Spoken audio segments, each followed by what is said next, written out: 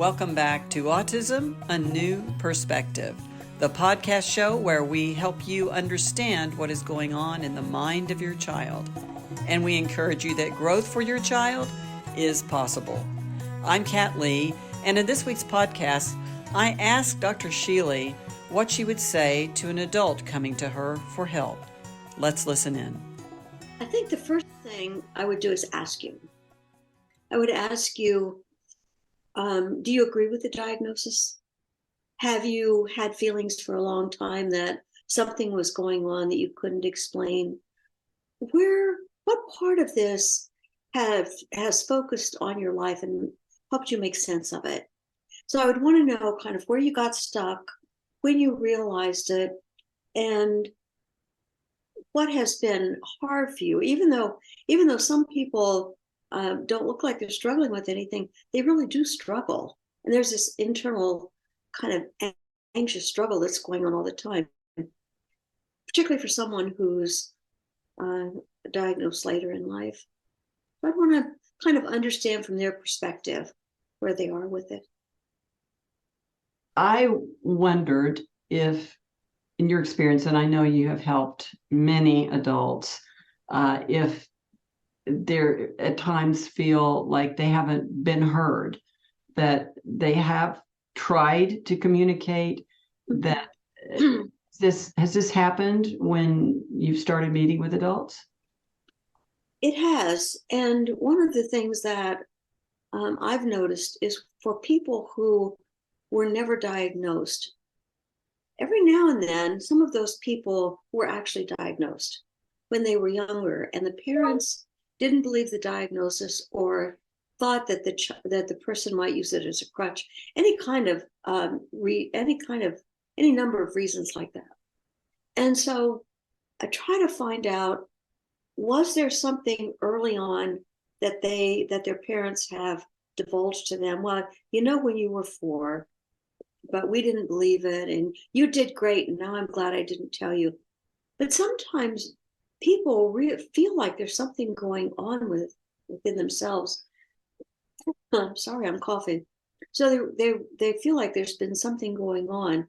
They're anxious about it, and because they're doing particularly well academically, it seems to be the big thing everybody's looking for.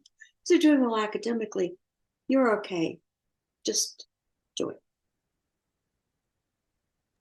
So I would imagine that you have conversations where I wasn't okay. And what did those things look like? When you weren't okay, what were the areas where you struggled? Were there situations that you found very difficult? And so, yes, I do want to look at those things. I think it's important to know that when any individual comes to you for help, they're coming to you because they know that they need help.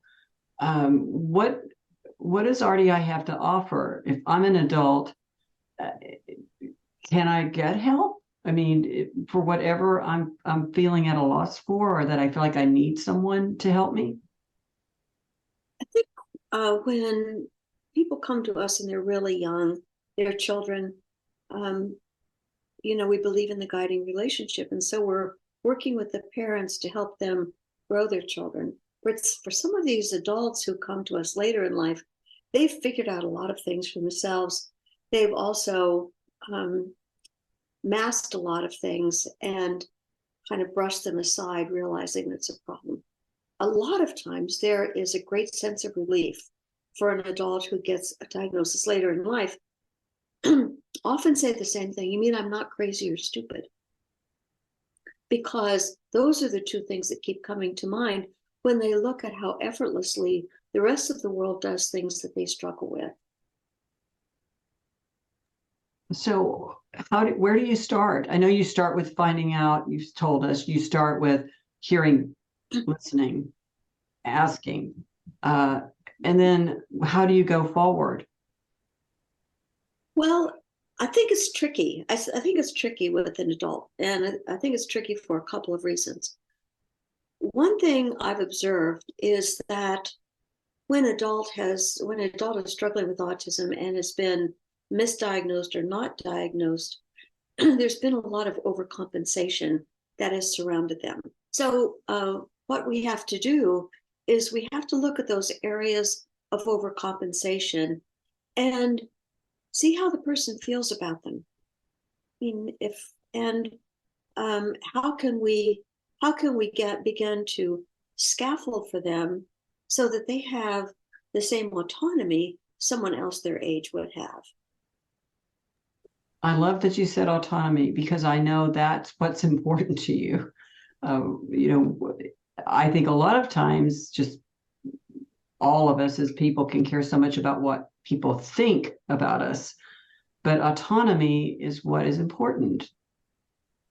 Autonomy is important, and I know that there are different categories where the DSM-5 places individuals, and there's like a number one, which is a lot of support is needed, and number three, which is not a lot of support is needed. But I often don't see that much difference in the kind of overcompensation that occurs. And so even if you would be a number one person, a level one person, where it would be assumed that a lot of assistance would be needed, I want to think about that person as seriously as I think about the person who everybody's going to assume is not going to need a lot of support. And so we want to look at how much autonomy can they have? Can they have a job? Can they get around? We're in Houston, which is the fourth largest city here. It's a huge city. Can they get around and find out and go places they want to go? Where's their social support? And I've found that when we keep focused on what that person wants and how to help them get there, we can have great success. I love that you help people who come to you feel heard. I know for some wonderful people I've talked to that they wanted to talk to somebody, but they just couldn't find someone who would hear what they were struggling with. And it sounds like, from what you're telling me, whether they're 20, 30, 40, 50, 60, 80, that step of being able to talk to you is really key. And to find out where they are struggling. I mean, you might see someone who has a job and they've done fine with that job. I remember a man 62 who was a teacher, and he was doing okay, but he was really struggling in his relationship with his wife. And he didn't know why he was struggling. He just knew that it really never worked. The beginning of their relationship, she loved that he was always asking for what did she want to do and where did she want to go. And she just felt so great about herself with him asking her all these things. Then she realized that he was afraid to make the decision. He didn't know how to make the decision. He didn't know how to handle it. So one of the ways he had compensated is when he went out with someone, what would you like to do? And she was quite angry about his inability to do this. So he and I just worked on that because it was something that was important to him. We have to understand that when someone is 40 or 50 or 60, that they have things they would like to change with their lives.